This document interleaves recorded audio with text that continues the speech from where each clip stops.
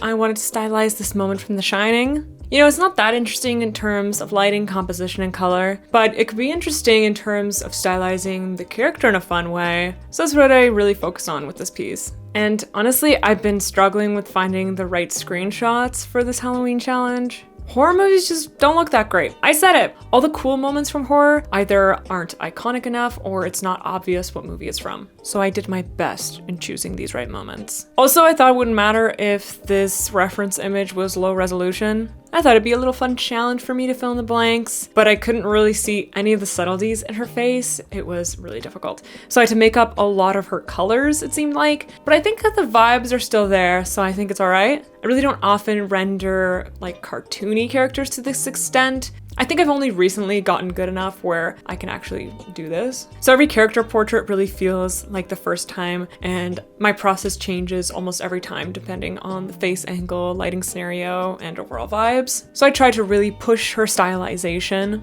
which made rendering a bit more of a challenge. In the end, I definitely had trouble with her nose and around her eyes, and honestly, I think I over-rendered her. I think it's because I couldn't rely on a second dynamic light source to create interest in that way. I only had her face in like pretty regular basic lighting to be interesting all by itself. So that in itself was a bit of a challenge. So it was my last study taking about an hour and a half to finish. I know I wouldn't have been able to create this quality of work without all my previous 6 studies. It's crazy how much you improve with 8 hours of practice every day for 2 days straight.